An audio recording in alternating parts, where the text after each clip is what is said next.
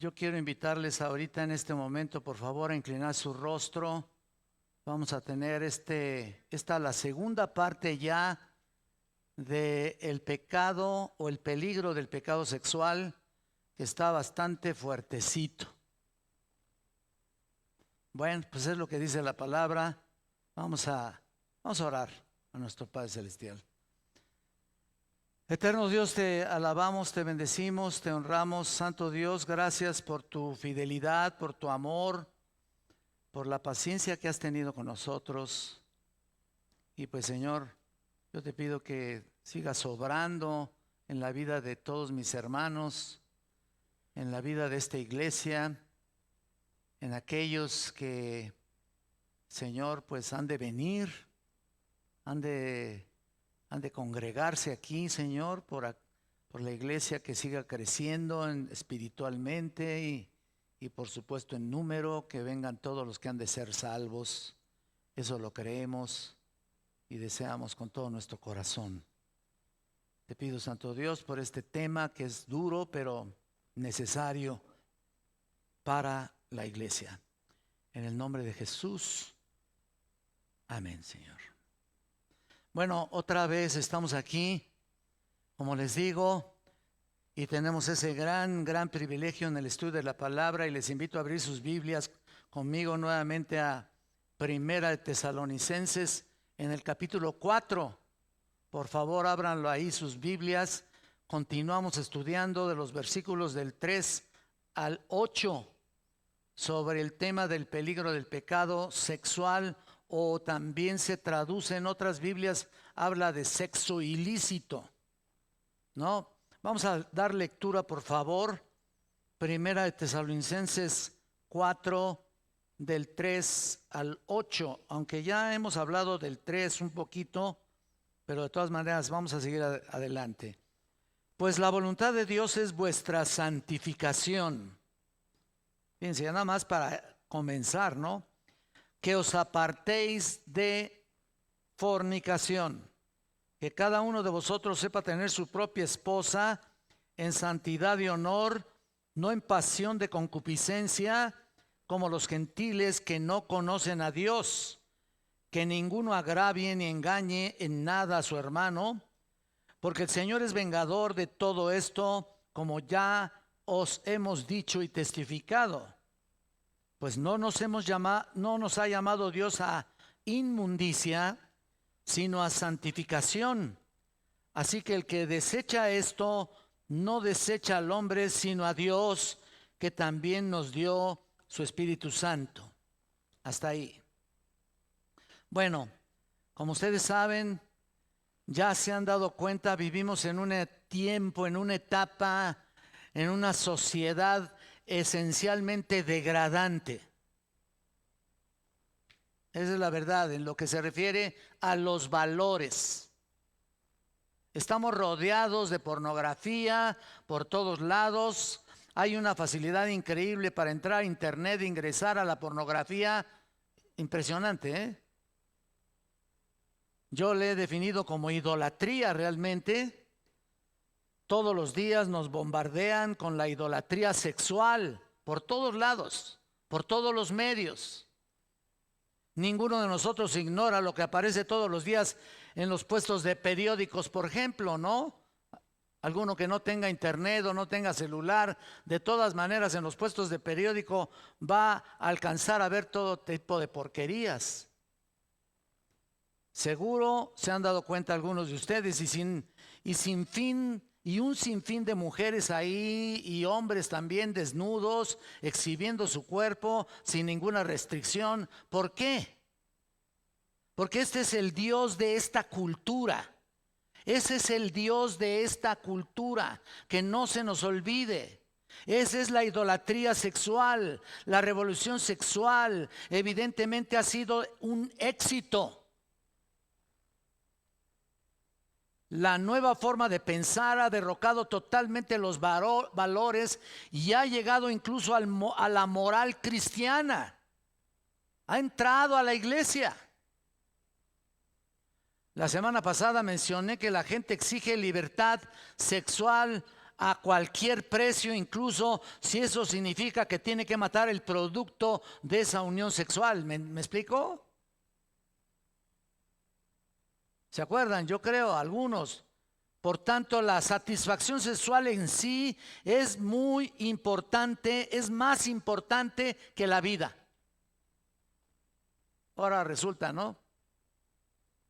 ¿Se dan cuenta? Quieren su libertad sexual, incluso si eso significa el asesinato de la víctima de esa libertad.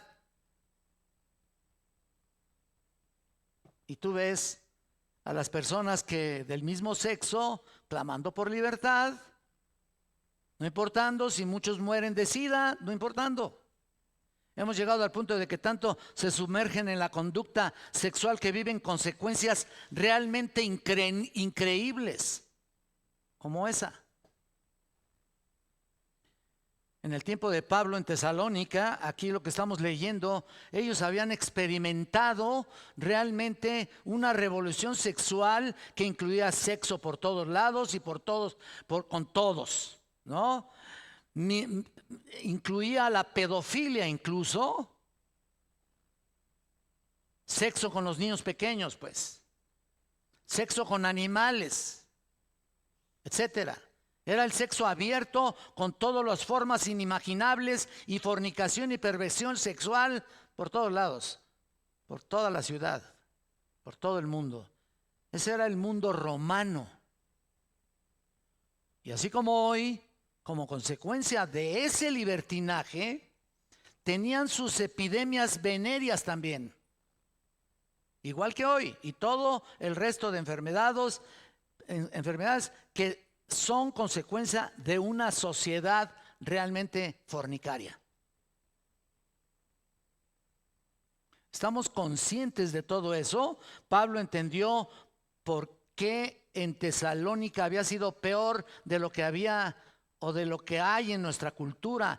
Y tú recuerdas que te dije que no había absolutamente ninguna obra cristiana en torno a Tesalónica, o sea, todavía no, porque el cristianismo no había llegado a muchos todavía.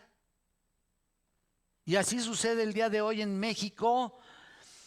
Parece que no hay respaldo ni apoyo de las iglesias de una forma u otra, ¿no? De una nueva forma de vida cristiana verdadera que se preocupe por los pecados, de las desviaciones que hay, incluso que sea una como barrera, ¿no? Incluso para todos y muchos que han estado en las iglesias. Yo espero que aquí no, ¿verdad? Pero puede haber. Y no estoy juzgando a nadie. Pero no hacen nada. Las iglesias no hacen nada porque toman esas personas como víctimas del destino o de la sociedad. La sociedad así me hizo. La sociedad así me formó. En mi familia hubo esto y por eso soy lo que soy. Mira. ¿Qué es eso? Tú eres lo que eres porque quieres y punto. Se acabó. Cuando debería haber una forma, una buena preparación para conducirnos a los pies de Cristo y orientar sus mentes al conocimiento del Dios vivo. Es lo que necesitamos. Cuando alguna iglesia no le da la importancia que debería, porque no lo toman como un verdadero peligro de contaminación, los adulterios, fornicaciones y todo lo demás con el tiempo se toma como un ligero error o como una mancha, ¿no?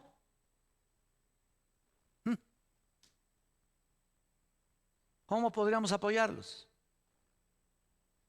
Nosotros queremos vivir de acuerdo a los estándares divinos, estándares que Dios nos ha presentado aquí en su palabra, por sobre todas las cosas. Pero muchas iglesias no piensan igual.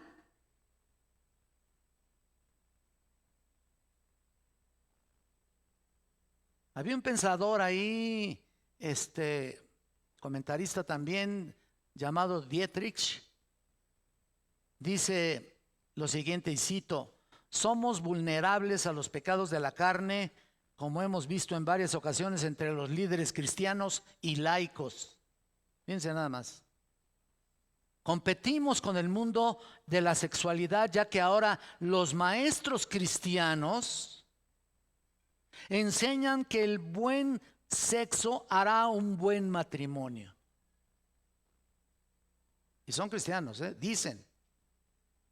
Cuando en realidad es el compromiso, la comunicación y el sacrificio por su esposa, tu esposo, que es lo primero. Y como consecuencia se tiene una buena relación sexual. Pero esos maestros cristianos animan a tener técnica en lugar de compromiso. ¿Me explico? Fin de la cita. Ahí está el punto. Pero como consecuencia, continúa él diciendo, de esa forma de enseñanza, nos preparamos para la decepción en el matrimonio, porque el sexo no resultó ser la máxima satisfacción como creíamos. Y luego continúa diciendo, escuchen, hemos abrazado el eros, porque es el amor sexual, el amor eros, en lugar del amor ágape. Y no hay palabra griega que mejor podría describir la relación sexual, solamente el eros. Eros.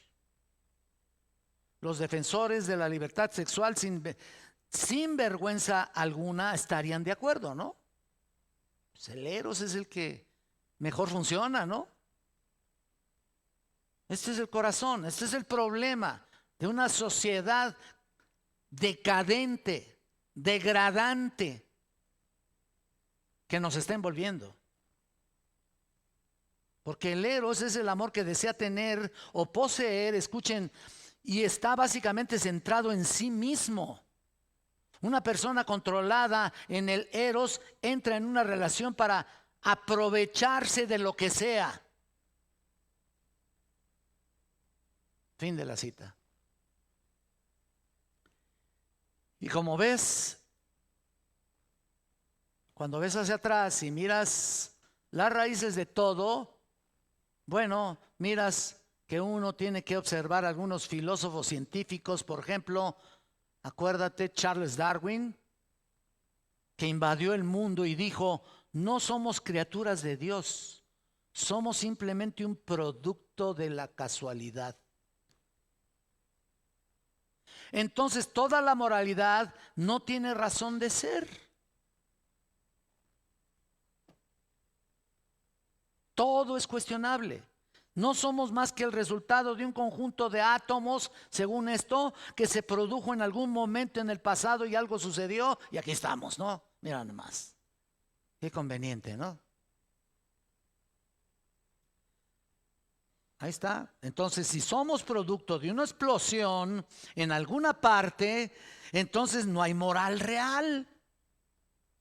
Charles Darwin influenció a Carlos Marx, que tomó la evolución darwiniana a su extremo lógico y político, y a la vez influyó gente como Sigmund Freud, que tuvo la evolución darwiniana a su extremo en términos de la psicología, el comportamiento personal. Y así se siguió influenciando a la gente como Friedrich Nietzsche, quien decidió que realmente no había Dios. Es lo que dijo. Dios estaba muerto. La vida familiar pues no era importante.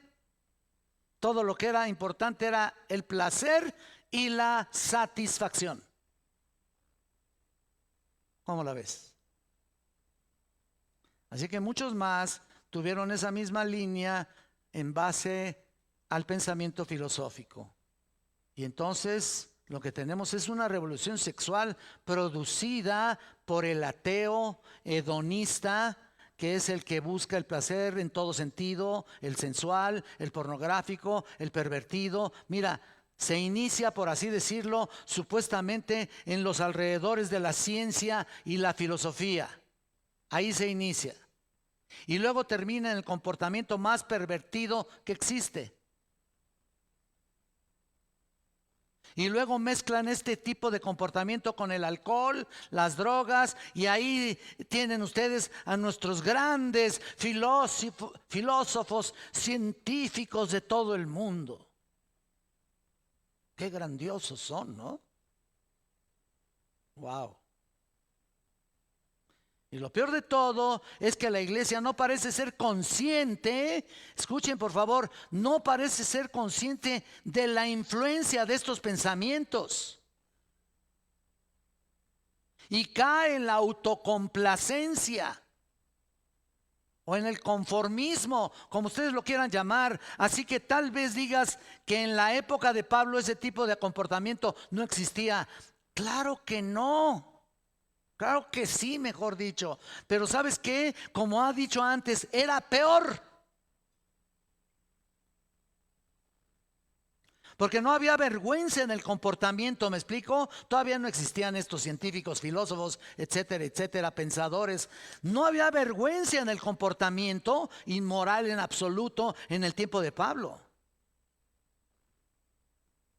Era un descaro terrible.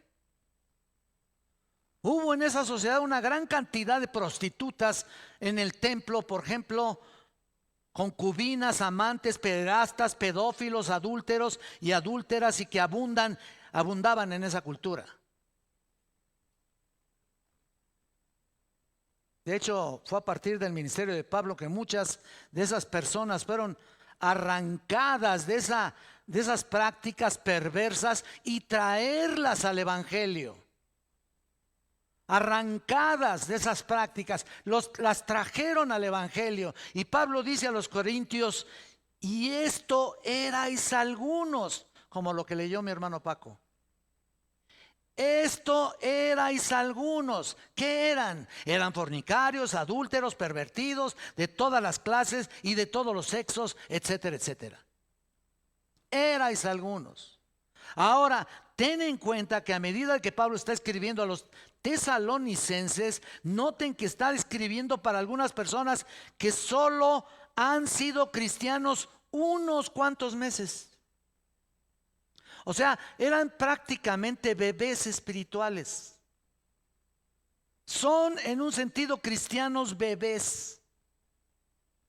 Pasaron un par de semanas ahí, seguro que eran producto de una evangelización de los gentiles, fueron alcanzados, etcétera, etcétera, y empezaron a asistir a la iglesia. Ahora escribe con una profunda preocupación Pablo a estas personas que son víctimas de la fuerza de sus viejos hábitos.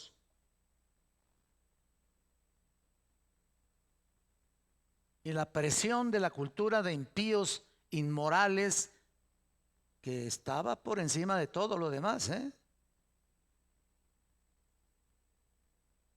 Y cuando ya llegamos al capítulo 4 aquí, estamos estudiando realmente el asunto del sexo ilícito y toda la inmoralidad que existía en aquel entonces. ¿Y qué? ¿Y ahora? Ahora también. Parece que seguimos los pasos, ¿no? Parece que seguimos más ese ejemplo que cualquier otro.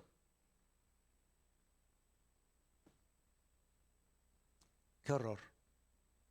Podríamos llamarle la idolatría dominante de inmoralidad sexual ayer y hoy.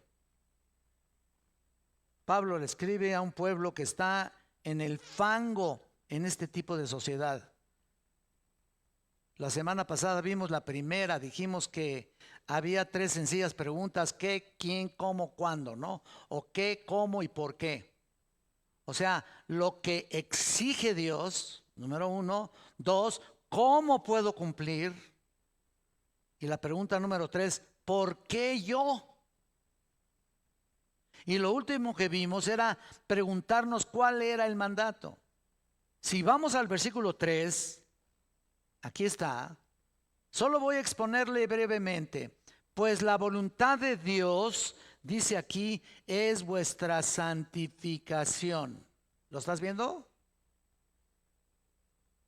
Ahí está. Por cierto, esta declaración inspira el resto de la carta. ¿Sabías eso? Inspira el resto de toda la carta.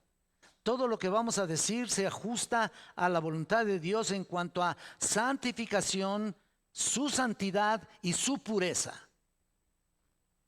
Pero lo primero es que os apartéis de la fornicación, dice la Reina Valera 60, y la Biblia de las Américas dice que os abstengáis de inmoralidad sexual. La última vez les dije que las personas que habitualmente viven en la inmoralidad sexual no entrarán al reino de los cielos. No que les haya yo dicho, es que es lo que dice la Biblia. No entrarán en el reino de los cielos. Van a ir al infierno para siempre. Y tú puedes leer en 1 Corintios 6. Mira, si no tienes tiempo de leerlo, yo lo voy a leer, lo que leyó el hermano.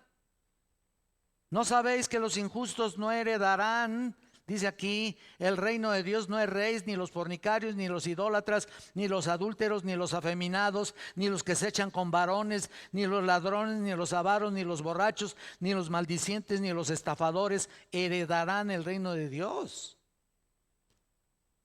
Y si te vas un poquito adelante, ahí en Gálatas 5, versículo 19,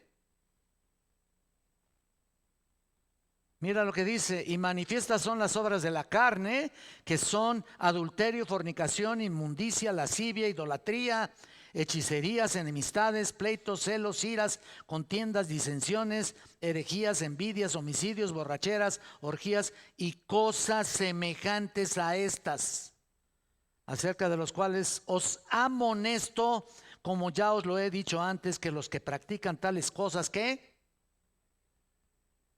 No heredarán el reino de Dios, no lo van a heredar. Punto. Incluso lo dice en Apocalipsis. No vayan, miren, se los leo aquí, en el 21:8. Pero los cobardes e incrédulos, los abominables y homicidas, los fornicarios y hechiceros, los idólatras y todos los mentirosos tendrán su parte en el lago que arde con fuego y azufre, que es la muerte segunda. Ahí está. ¿Te das cuenta? Dice que están fuera de la posibilidad de entrar al reino de los cielos. No tienen posibilidad. A menos, obviamente, que se arrepintieran y cambiaran. Las personas que tienen este tipo de comportamiento habitual, desgraciadamente van a ir al infierno. Son enviados a un infierno que los condenará eternamente. Sin embargo, los cristianos pueden caer en este tipo de cosas. No estamos exentos de esto. Porque estamos encarcelados, escuchen, estamos aún encarcelados en una carne humana no redimida todavía. Aquí estamos encerrados. Tenemos la capacidad para cometer estos pecados. Aunque me digas que no, yo nunca, no. Mira, el que mire estar firme, el que cree estar firme, mire que no caiga, Estoy convencido de que vamos a vivir un patrón continuo de eso. Vamos a estarlo viendo. Las personas que viven en un patrón continuo de inmoralidad terminan en el infierno y se acabó. Pero los cristianos pueden cometer estos pecados, sí. Muy claramente la Escritura indica eso. Y ese tipo de pecados estaban en la mente del apóstol Pablo cuando escribió 1 Corintios capítulo 10, cuando dijo: no podréis beber la copa del Señor y la copa de los demonios, pensando en la cena del Señor que vamos a celebrar. Y probablemente él está diciendo en el contexto: ¿cómo puedes venir a tomar el pan y la copa cuando acabas de tener una relación con una prostituta o con una persona? O en aquel tiempo con una persona del templo, acuérdense en el templo de Artemisa, en Artemisa había 1000 prostitutas y todos los días bajaban al pueblo a traer clientes y terminaban adorando a la diosa de Artemisa. Su manera de traerlos, ¿no? No puedo decir de evangelizarlos porque ese no es evangelio. Entonces quizá Dios me permitió decir esto cuando estábamos a punto de celebrar la mesa del Señor en un momento determinado. Me está permitiendo en estos momentos. Y mira, entonces era obvio que los cristianos puedan cometer estos pecados porque Pablo estaba sacándolos de eso.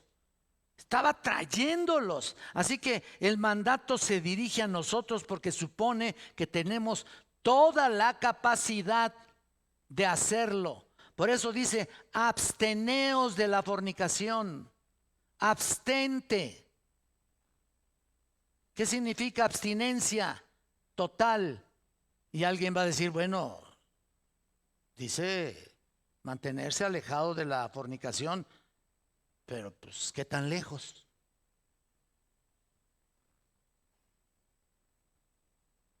Pues aunque no lo crean, hay quien lo pone, ¿no? Lo suficientemente lejos para hacer la voluntad de Dios. Imagínate nada más. Como está separado del oriente del occidente. Lo suficientemente lejos para ser santificado, separado, puro y santo y sin mancha. Y esa fue la orden. Tú sabrás si quieres obedecer, si hay aquí alguien así, o si quieres seguir con tu vida normal, creyendo que estás bien, ¿no? Ahora mira, vamos a la siguiente pregunta. ¿Cómo? ¿Cómo puedo cumplir? O sea, es como decir, ¿cómo puedo mantener este mandato dentro de mí? ¿Cómo lo puedo hacer? Estamos continuamente bombardeados por todas partes, por todos lados. Vivimos en una sociedad que rinde culto a la inmoralidad. Eso es constante en nuestro mundo. Nuestra carne es débil, hermanos. Estamos muy expuestos a todo esto. Estamos en una situación en nuestra cultura donde estamos más expuestos a la inmoralidad más que nunca.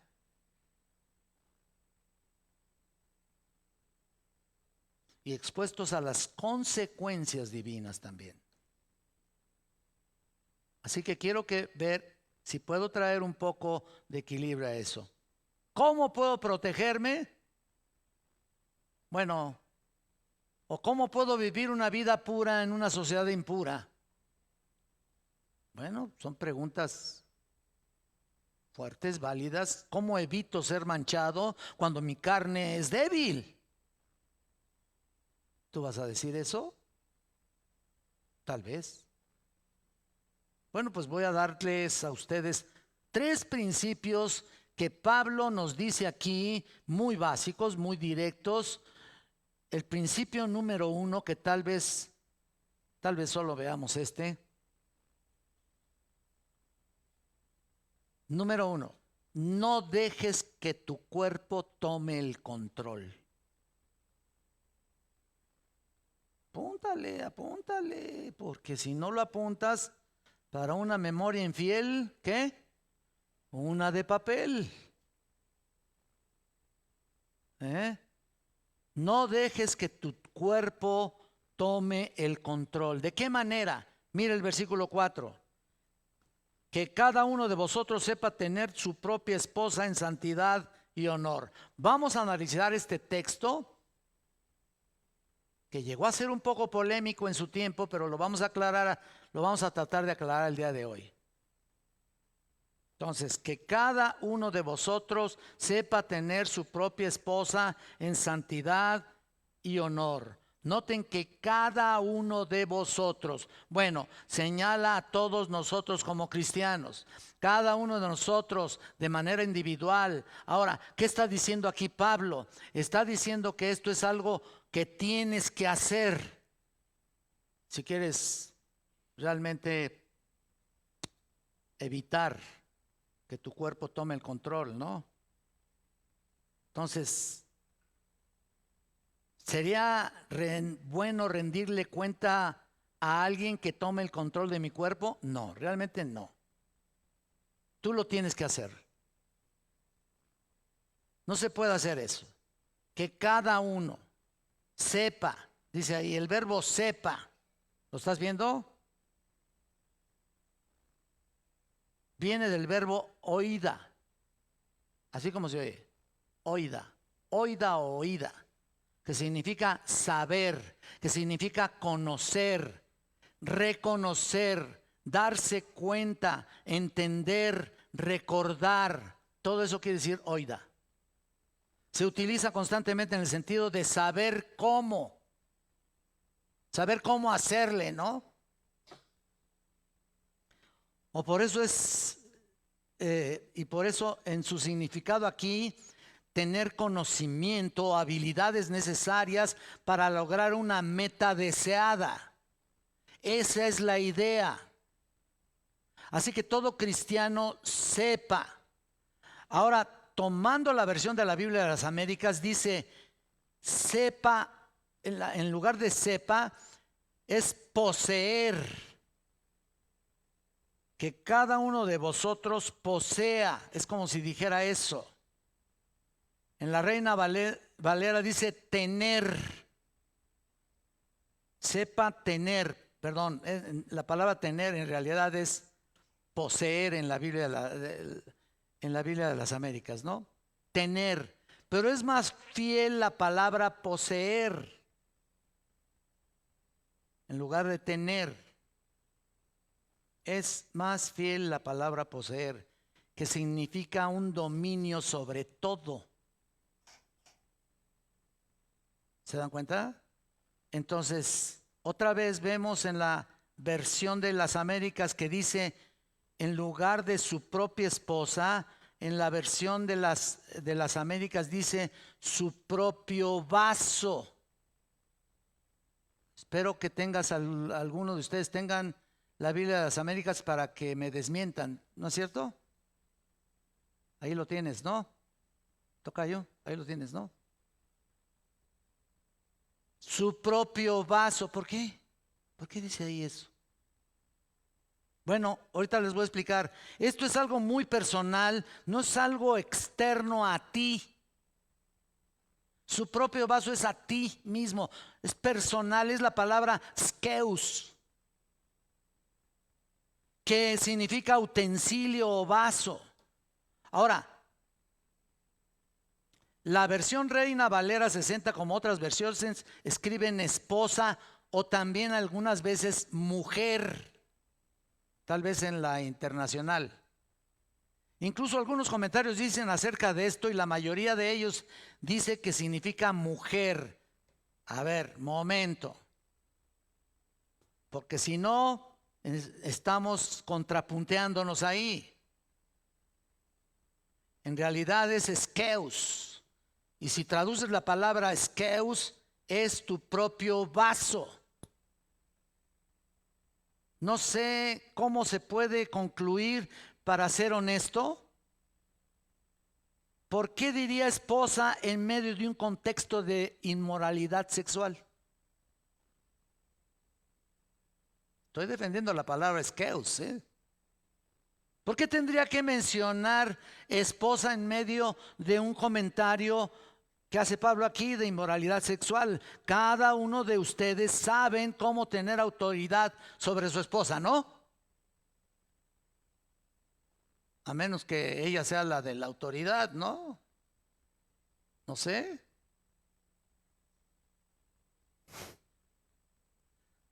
Seguro no me entendieron, ¿verdad? Sí, porque si ella tiene la autoridad, ya es cosa de ustedes. Porque aquí es lo que dice. En realidad significa tu propio vaso. ¿Por qué no podemos meter a la esposa en un contexto de inmoralidad? Saben cómo tener autoridad cada uno de nosotros sobre nuestra esposa, ¿no? Entonces Pablo dice que ella es una herramienta para su satisfacción sexual. No, ¿verdad? No es una herramienta. ¿O acaso tienes que tener dominio sobre ella para que acepte? Tampoco, ¿verdad? Pues ahí está. Entonces, ¿es una herramienta sexual? ¿Es un instrumento o una implementación? O sea, ¿por qué tengo que saber algo que yo ya conozco? O sea, mi mujer. Cada uno sepa. ¿Cómo que voy a saber si ya la conozco? Y peor yo que tengo tantos años de casado, ¿no? Bueno, algunos de ustedes también. ¿Para qué ríen, eh? Entonces, los que sostienen el punto de vista esposa se esforzarán para hacer un paralelo entre este pasaje y Primera de Pedro 3:7, donde dice, dando honor a la mujer como vaso más frágil. Es lo que dice Primera de Pedro 3:7. Pero eso sería un paralelo insuficiente, porque en Primera de Pedro 3:7 la mujer se le llama vaso más frágil. Ahí otra vez se repite la palabra skeus.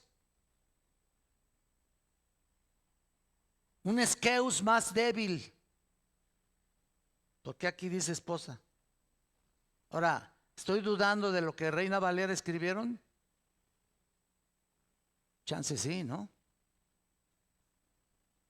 Perdón que utilice la palabra chance, pero esos telefonitos, a ver si ya de entrada los voy a recibir ahí todos.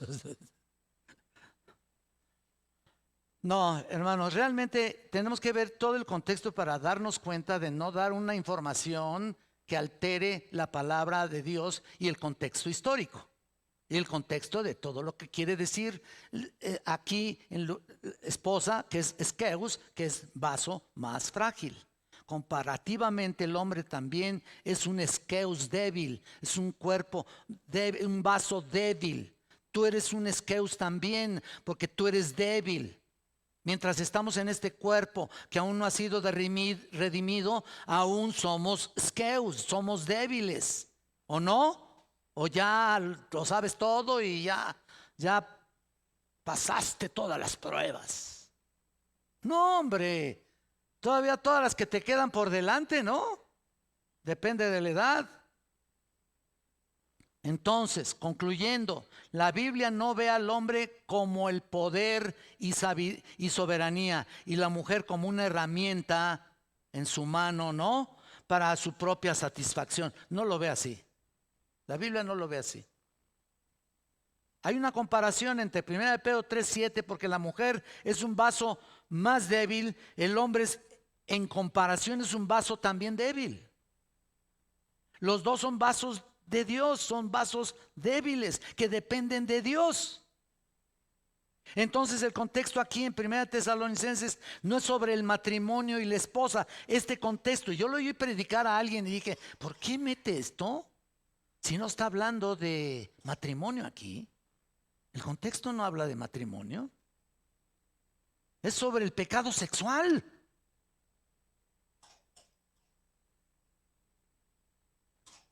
Por lo tanto, no señala a una esposa, sino el cuerpo de uno, el vaso de uno. Entonces se leería que cada uno de vosotros sepa tener su propio vaso, o sea, en santidad y honor. Eso es lo que se leería normalmente. Para que no te vayan a engañar luego, ¿eh?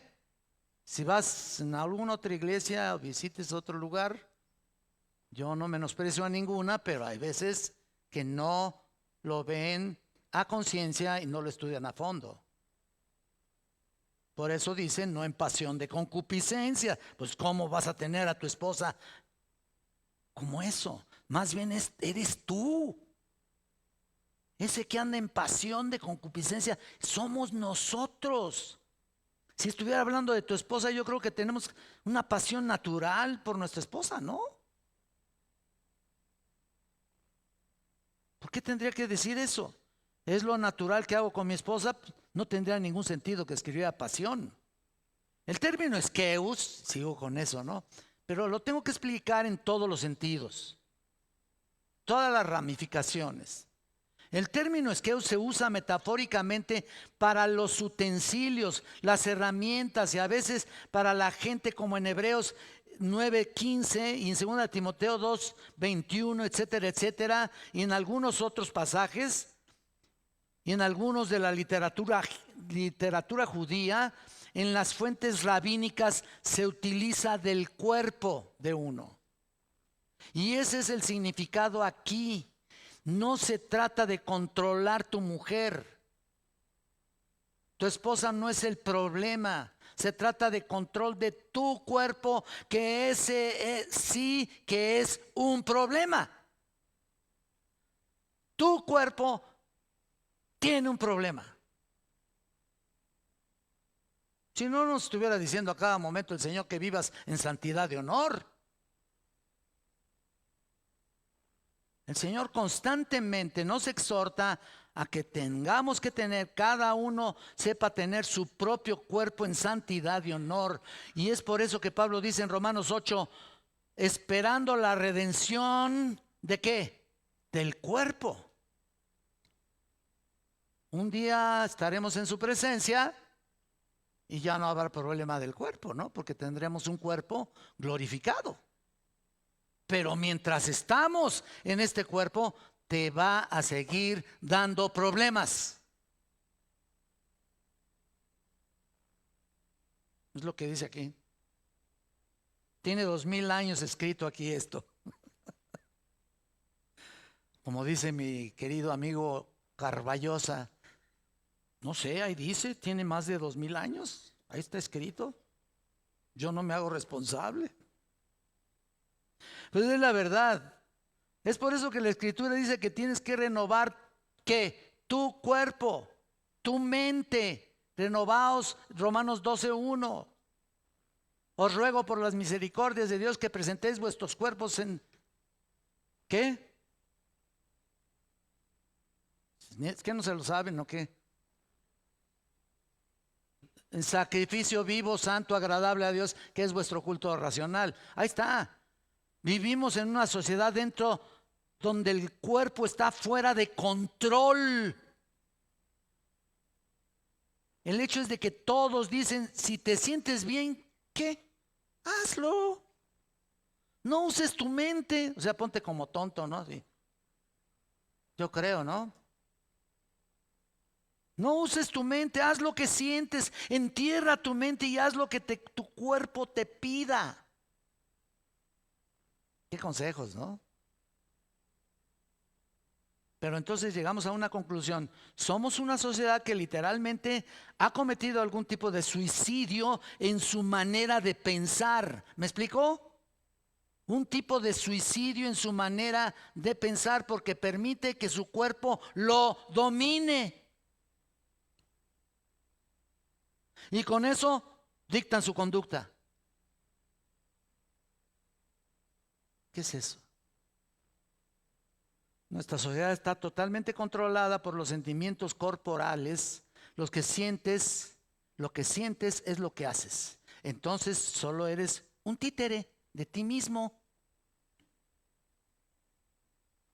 que hace todo lo que todos hacen, o un títere de la sociedad, que hace lo que hacen los demás. Solo estás llevando un impulso de cumplir lo que los demás hacen, ¿me entiendes? Pero la Escritura dice, controla tu cuerpo. Mira, si buscas 1 Corintios, vamos a 1 Corintios otra vez. Vean el capítulo 6, versículo 12.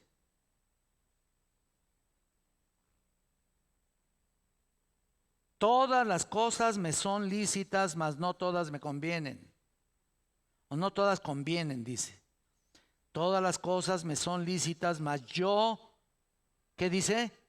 No me dejaré dominar de ninguna. Dominar. Y más específico, mira el 13. Las viandas para el vientre y el vientre para las viandas, por tanto el uno como las otras destruirá Dios. Pero el cuerpo no es para la fornicación, sino para el Señor y el Señor para el cuerpo.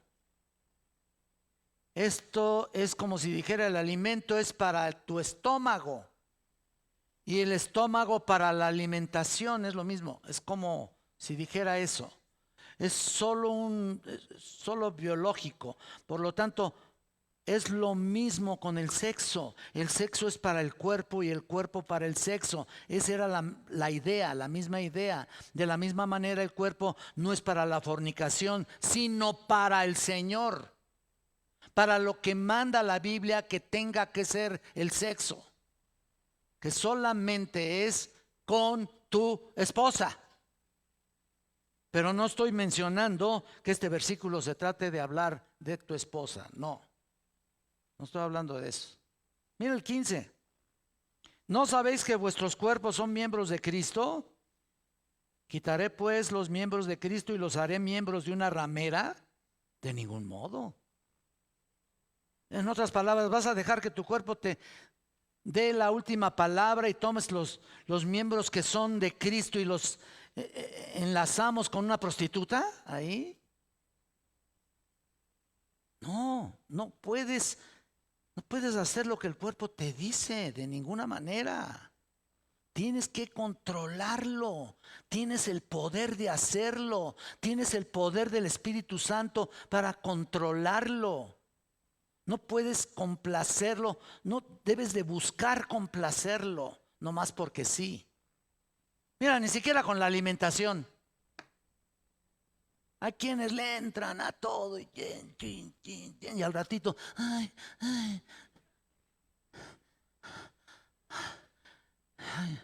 sí, pues ya tienen las venotas tapadotas, ¿no? Y luego, ¿qué?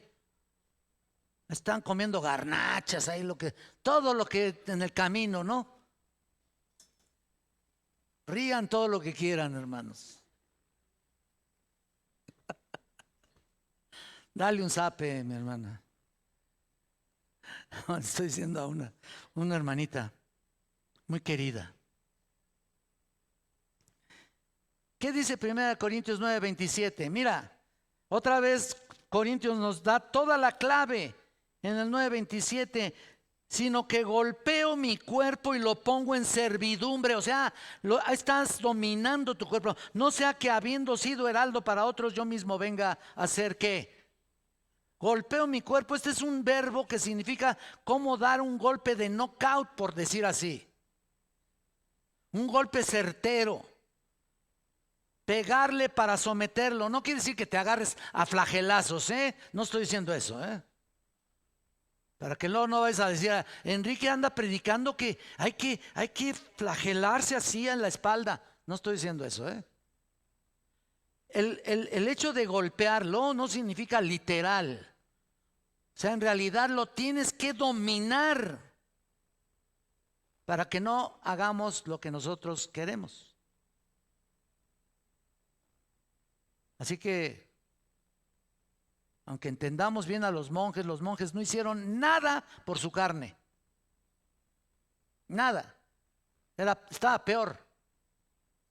Entonces, esclavizo mi mente, la controlo, no sea que después de haber enseñado a otros yo mismo venga a ser adoquimos.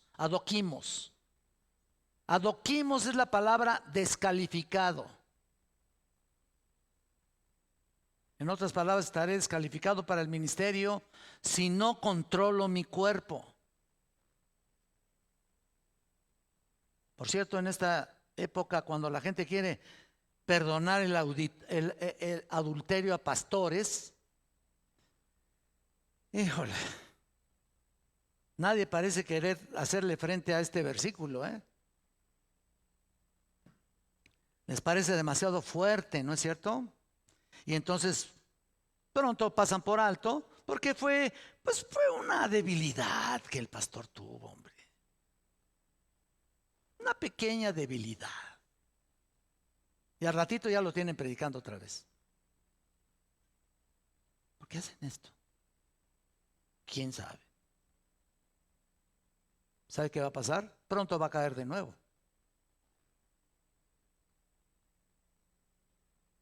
Alguien que no controla su cuerpo para honrar a Dios está descalificado para el ministerio.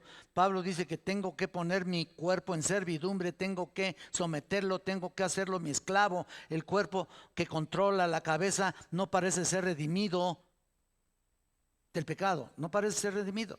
No puedes ser controlado por tu cuerpo, por tus sentimientos. Ahora mira, te voy a dar la clave para controlar tu cuerpo. Solo pongan atención, porque será un viaje un poco rápido aquí. La clave para controlar tu cuerpo es el Espíritu Santo.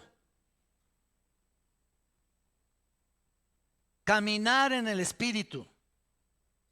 Si caminas en el Espíritu, como dice Gálatas 5, 16 y 17, dominarás la concupiscencia de tu carne. Así que la clave para controlar tu cuerpo es caminar en el Espíritu. La clave para caminar en el Espíritu es ser lleno de la palabra de Dios. En Efesios 5:18 dice: no os embriaguéis con vino donde hay disolución, antes bien sed llenos del Espíritu. Esa es la llave para controlar tu cuerpo.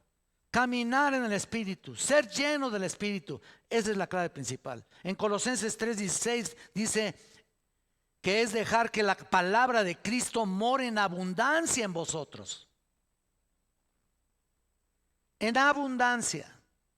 Satura la vida del Espíritu con la palabra. Entonces habrá control.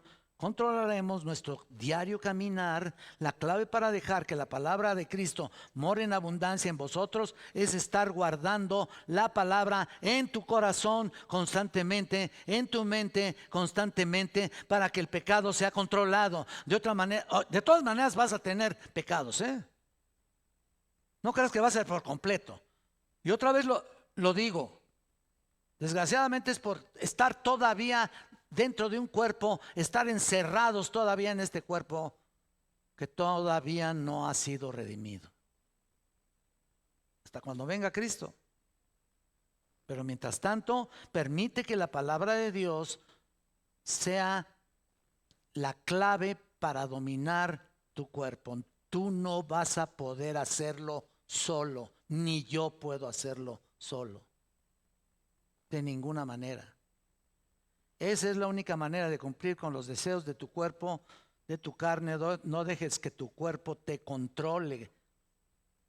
¿Te das cuenta? Cuando empiezas a sentir impulsos y emociones sexuales, cuando estás comenzando a tomar el control sobre tu cuerpo, todo eso se puede desvanecer. Luego tu mente se disipa, luego se te nubla la visión y todo termina. Tienes alguna relación con alguien y todo termina en las relaciones sexuales. Y luego cuando te sales completamente de su control, pues claramente caes y caes y caes. ¿Y eso qué es? Ahora mira el final del versículo, ya vamos a terminar. Si regresamos a 1 Tesalonicenses, cuando dice: sepa poseer, controlar tu propia esposa, ya dijimos que es que cuerpo es vaso, que es cuerpo, perdón, que es vaso. ¿De qué manera? Al final del versículo 4 dice: en santidad y honor. En el versículo 3 dice santificación también, ¿lo viste? Y en el 4 dice santidad y honor. Significa ser o estar separados del pecado y servir a Dios vivo y verdadero. El honor significa respeto. Santidad y honor es respeto. En otras palabras, su cuerpo es tan sagrado que es digno de respeto hacia Dios. Tiene que llegar ese momento. Y tengo que estar hablando así constantemente de esto y de cualquier otra cosa, de cualquier otro tema fuerte. Porque quiero hacerlos pensar el peligro que somos nosotros para nosotros mismos. Sin echarle la culpa a nadie. para nosotros mismos. La carne es más débil de lo que te imaginas.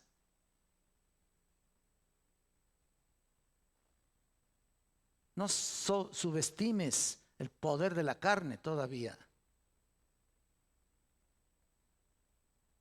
¿Cómo estás viviendo ahorita? ¿Hasta cuándo puedes estar lejos, totalmente apartado del pecado? Bueno, pues hasta que estemos con el Señor, ¿no? Pero mientras tanto, Él nos ha dejado un legado impresionante para siempre.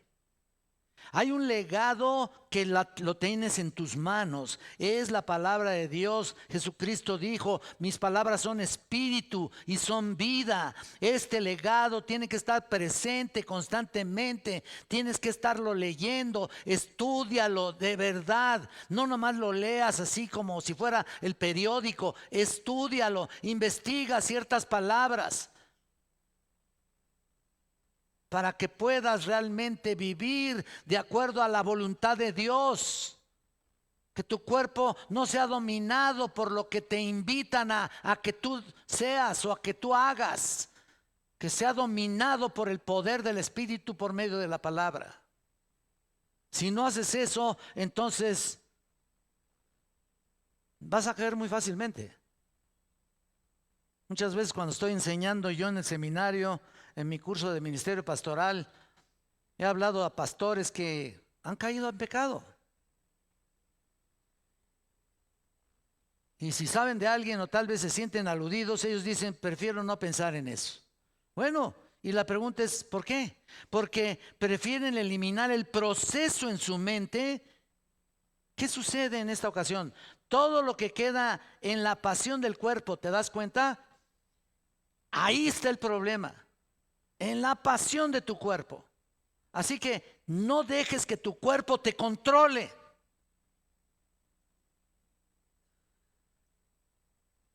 Eso significa que caminar en espíritu, lleno del Espíritu, y no separarse de la palabra de Dios, que es viva y eficaz y más cortante que una espada de dos filos, que atraviesa hasta la médula, hasta las coyunturas y los tuétanos. Imagínate nada más todo lo que hace la palabra.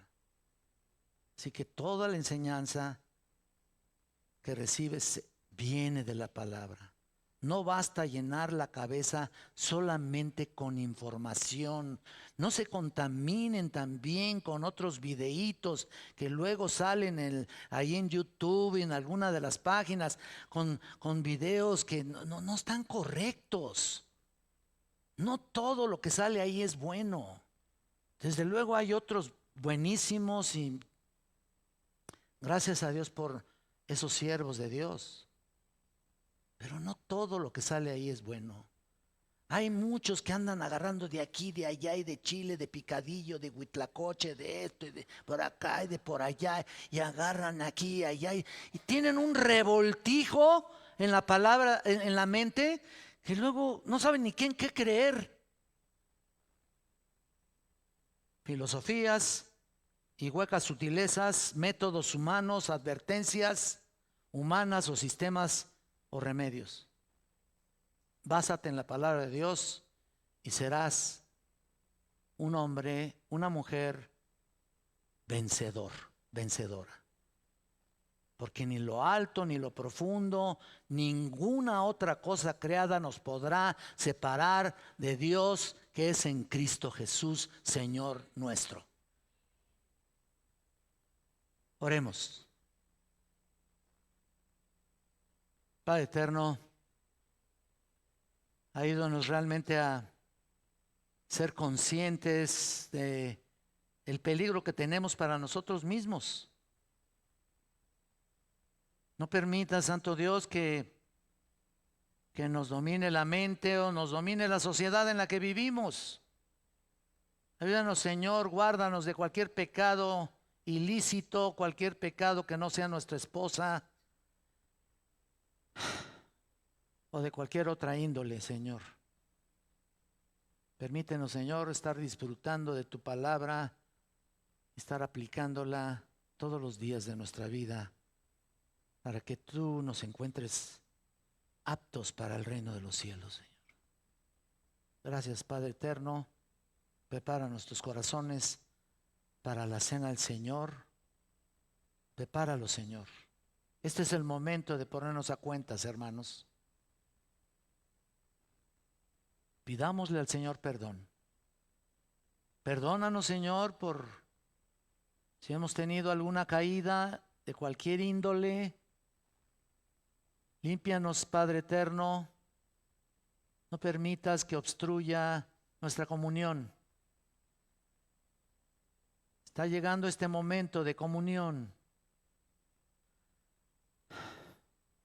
Límpianos, Señor. Guárdanos para poder tomar la cena del Señor dignamente. Porque te lo pido en nombre bendito de tu Hijo amado Jesucristo. Él sea la gloria y honra. Amén.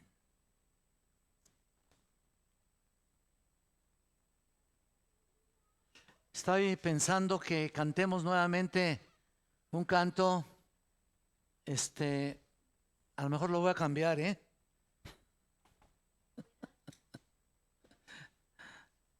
Bueno, estaba yo pensando en maravillado estoy, pero mejor, ¿qué les parece si cantamos En la cruz?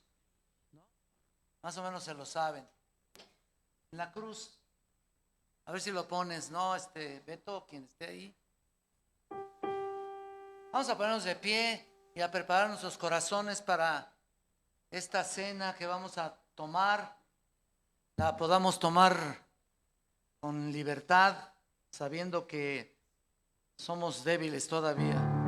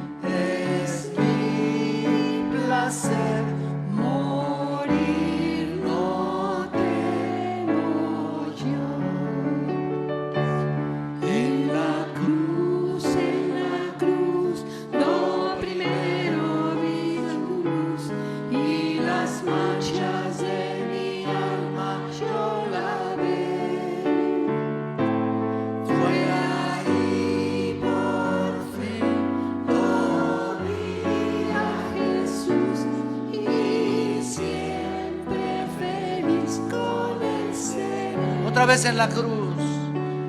En la cruz, no primero vi su luz, y las manchas de mi alma yo lavé.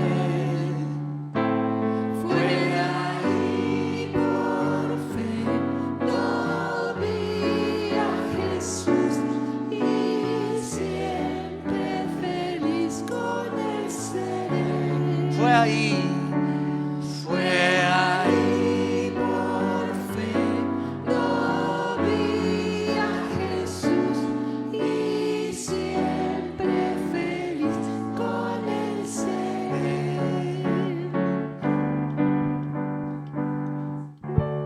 Tomen asiento, hermanos.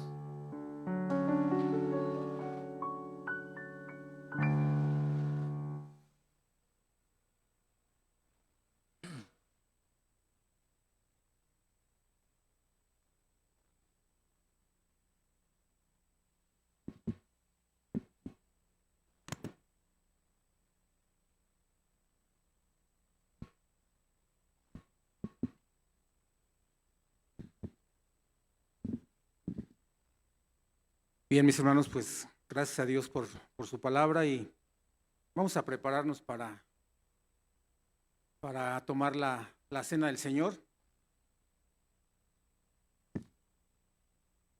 Le voy a pedir a mis hermanos servidores si se acercan ya los tenemos aquí, a los hermanos, para repartir los elementos. Y nada más, bueno, quiero comentarte, el origen de la cena del Señor está en la Pascua, la salida del pueblo de Dios de Egipto, la liberación de la esclavitud del Egipto, del pueblo de Israel.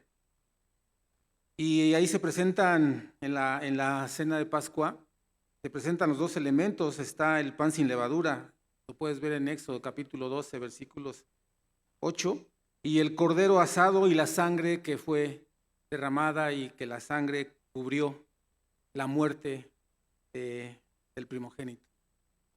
Es el origen de la cena del Señor. El Señor Jesucristo la transformó.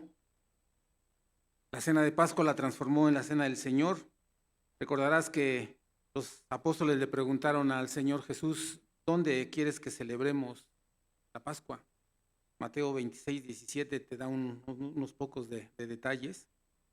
Dice el Mateo que los discípulos fueron a preparar la Pascua, y es notorio que ellos fueron a preparar la Pascua sin darse cuenta en ese momento que la Pascua la tenían enfrente. Estaba allí el cordero que iba a ser sacrificado en esos días, en esos celebración de la Pascua de aquella época. Hermanos, eso es lo que el Señor Jesucristo nos enseña. Y nosotros no somos judíos de sangre, pero somos el pueblo de Israel espiritual. Por eso ahora nosotros celebramos la cena. Así que vamos a preparar nuestra mente. Le pido a mis hermanos si reparten los elementos. Y mientras los elementos son repartidos, te voy a pedir, por favor, que me acompañes a la primera de Juan, capítulo 2.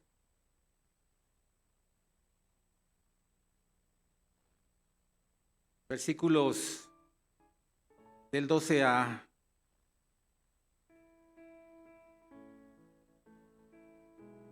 14. Y este es un recordatorio que nos hace el apóstol Juan. En su carta dice así: os escribo a vosotros, hijitos, porque vuestros pecados os han sido perdonados por su nombre. Os escribo a vosotros, padres, porque conocéis al que es desde el principio. Os escribo a vosotros, jóvenes, porque habéis vencido al maligno. Os escribo a vosotros, hijitos, porque habéis conocido al Padre. Os escribo a vosotros, padres, porque habéis conocido al que es desde el principio. Os escribo a vosotros, jóvenes, porque sois fuertes y la palabra de Dios permanece en vosotros, y habéis vencido al maligno. Y Juan nos recuerda en estos versículos los beneficios que obtenemos del sacrificio en la cruz del Señor Jesús. Y esto te lo comento, hermano, para que tengas un momento de que consideres estos beneficios, que le des ese valor al significado de estos elementos. Los 4 beneficios que menciona Juan aquí son: por la sangre del Señor Jesús, por su sacrificio, tenemos perdón de pecados. Conocemos de Cristo, tenemos fortaleza para vencer las tentaciones del diablo, como lo comentó el pastor en su predicación. Y por medio del sacrificio del Señor Jesús, tenemos conocimiento del Padre. Así que, una vez más, te pido que ahí te des unos segundos, unos momentos, cierra tus ojos y pídele perdón a Dios, porque por medio de la sangre del Señor Jesús, Él te puede perdonar. Reconoce ese sacrificio y ponte a cuentas con Él.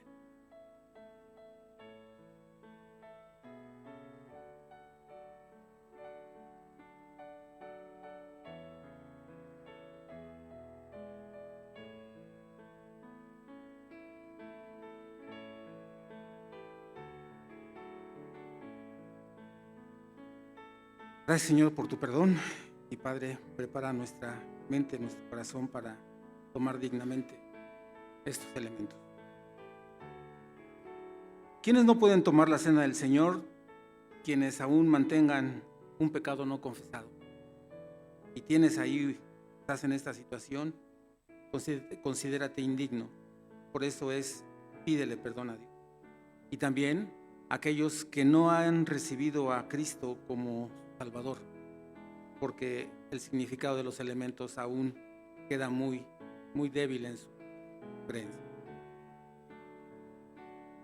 Dice la palabra de Dios, Pablo, 1 Corintios capítulo 11, dice: porque yo recibí del Señor lo que también os he enseñado, que el Señor Jesús, la noche que fue entregado, tomó pan, y habiendo dado gracias, lo partió y dijo: tomad, comed, esto es mi cuerpo que por vosotros es partido.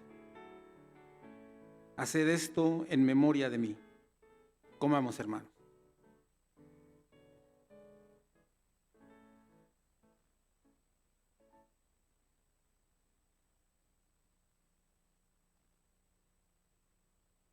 Asimismo, tomó también la copa después de haber cenado, diciendo: esta copa es el nuevo pacto en mi sangre.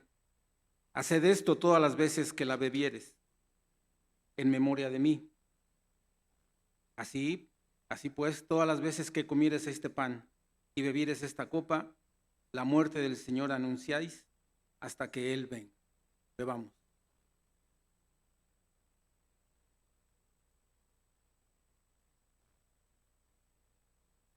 Te damos gracias, Señor, por el sacrificio que hizo el Señor Jesús en la cruz.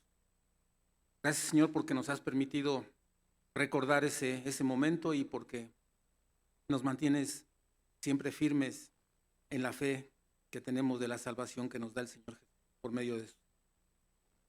Gracias, Señor, por estos momentos y ayúdanos, Señor, que cada vez tengamos la oportunidad de compartir de una cena en familia con los amigos. Recordemos que tú estás en nuestra mente, en nuestro corazón, que tu Santo Espíritu ya habita en cada uno de nosotros. Gracias, Señor, por estos momentos, que sea de gran bendición y para fortaleza de este. Te lo pedimos en el nombre de Cristo. Amén. Bueno, mis hermanos,